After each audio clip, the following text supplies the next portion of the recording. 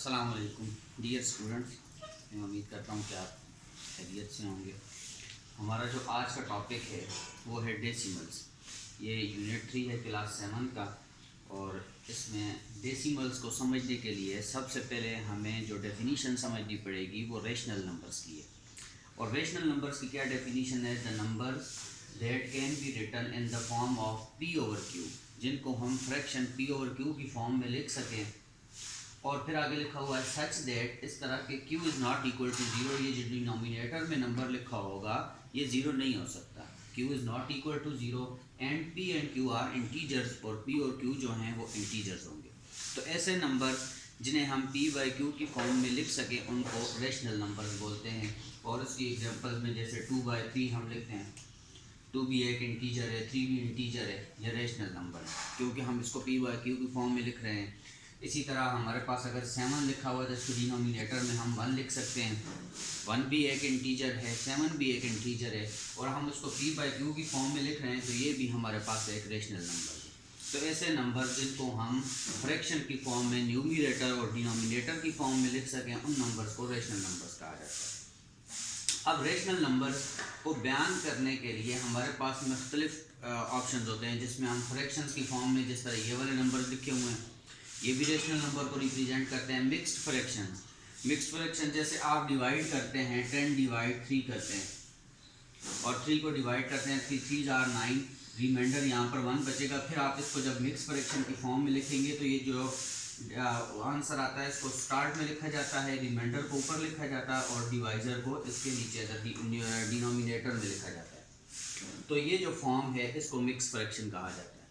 तो ये भी डेसिमल्स को बयान करने का एक तरीका। और तीसरा जो है वो खुद डेसिमल मतलब पॉइंट वाले नंबर्स, जिनको हम पॉइंट वाले नंबर्स की सूरत में बयान कर सकते हैं। अब डेसिमल्स हमें मिलते कैसे हैं? तो डेसिमल्स हमें मिलते हैं इन फ्रैक्शंस को सॉल्व करके। फ्रैक्शंस को जब हम सॉल्व करते हैं तो हमें डेसिमल्स मिलते हैं।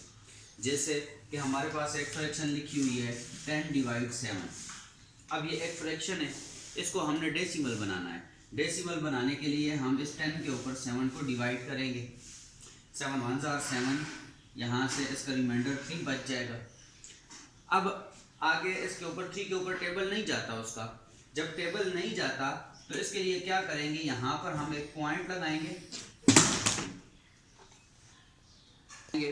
और साथ एक 0 लगा देंगे, और 7 का टेबल अब डिवाइड हो सकता है 30 के ऊपर।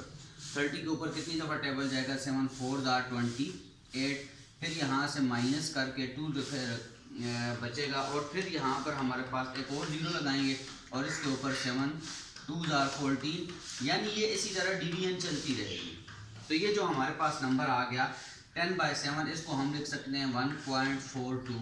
ये डेसिमल फॉर्म में हमारे पास कन्वर्ट हो गया, एक फ्रैक्शन डेसिमल की सूरत में हमारे पास आ गई। और सेम इसी तरह जो हमारे पास डेसिमल्स की सूरत में अगर नंबर दिए हुए होंगे तो हम उसको फ्रैक्शन भी बना सकते हैं।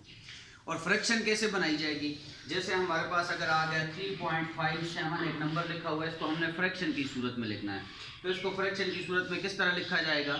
इसके डिनोमिनेटर में एक हम इधर 9 लगाएंगे और डिनोमिनेटर में क्या करेंगे, पॉइंट की जगह 1 लगा देंगे, और पॉइंट के बाद जितने नंबर होंगे 1 के साथ उतने साथ 0 हम लगा देंगे। तो ये हमारे पास बन जाएगा 357 डिवाइडेड बाय 100 आ जाएगा।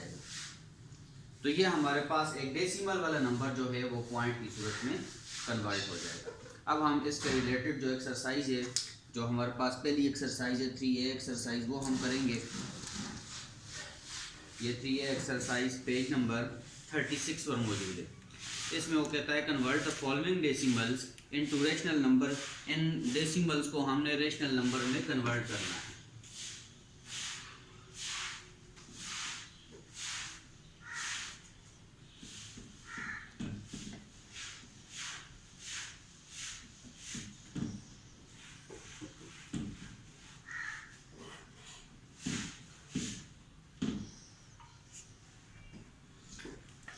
इसमें हमने सिर्फ उनको कन्वर्ट नहीं करना बल्कि हमने उनको फिर सिंप्लीफाई भी करना है, अगर सिंप्लीफाई हो सकेगा तो।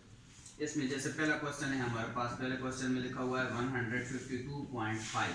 इसको हमने बनाना है फ्रैक्शन बनाना है। तो फ्रैक्शन किस तरह बनाएंगे? इस पॉइंट की जगह 152.5 और डिनोमिनेटर में 1 लगाएंगे पॉइंट की जगह।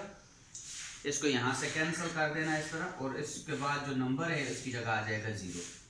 तो ये हमारे पास बन जाएगा 1525 डिवाइडेड बाई 10। और सिंप्लीफाई का मतलब होता है हमने ऐसा नंबर ढूंढना है जो दोनों को डिवाइड कर रहा हो, जो दोनों पर बराबर तकसीम हो जाए।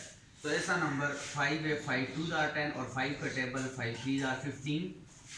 आगे आगे 2 का टेबल नहीं जाता है, इधर साथ 0 लगाएंगे, 5 को मिलाएंगे और 5 5 आर 25। तो इसका आंसर आ जाएगा 305 डिवाइडेड बाय 2। ये हमारे पास फ्रैक्शन बन गई इस डेसिमल नंबर की। इसी तरह हमारे पास एक नंबर है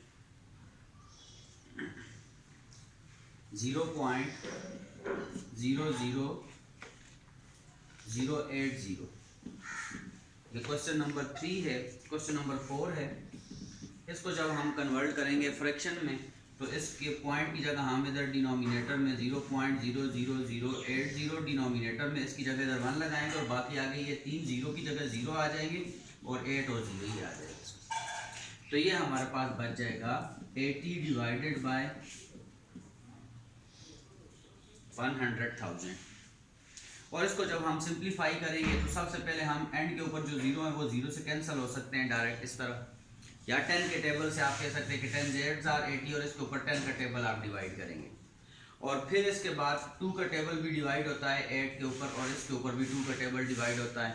अगर आप इससे बड़ा टेबल आपको मिल जाता है तो आप उससे भी इनको सिंप्लीफाई कर सकते हैं। जैसे 4 के टेबल से 4 2 आर 8, इसके ऊपर 4 2 आर 8, यहाँ से 2 बचकर अगले 2 के 0 के साथ मिलेगा 25, 4 5 आर 20 और एंड के ऊपर ये 2 0 इसके साथ आ जाएंगे। और फिर इसके बाद मजीद भी ये कैंसिल हो सकता है 2 के टेबल से 2 1 आर 2, यहाँ पर 2 1 आर 2, 5 के ऊपर 2 2 आर 4, यहाँ से 1 बचेगा 2 5 आर 10 हो जाएगा और 7 0। तो इसका आंसर आ जाएगा 1/1250। तो ये इसका आंसर आ जाएगा। इसी तरह आप बाकी क्वेश्चन को सॉल्व करें। सारे तकरीबन क्वेश्चन जो हैं वो बिल्कुल इसी तरह सेम क्वेश्चन हैं। इनको सिंप्लीफाई करना है, आपने पॉइंट की जगह डिनोमिनेटर में 1 लगाना है, साथ 0 लगाने हैं और फिर उसके बाद उसको 2 के टेबल से 5 के टेबल से 4 के टेबल से कुछ क्वेश्चन इस तरह आप इसमें सिंप्लीफाई हो जाएंगे। तो ये वाले क्वेश्चन आप लोगों ने करने हैं। ताकि आसान एक्सरसाइज है, आप लोग इसको सॉल्व करें। शुक्रिया।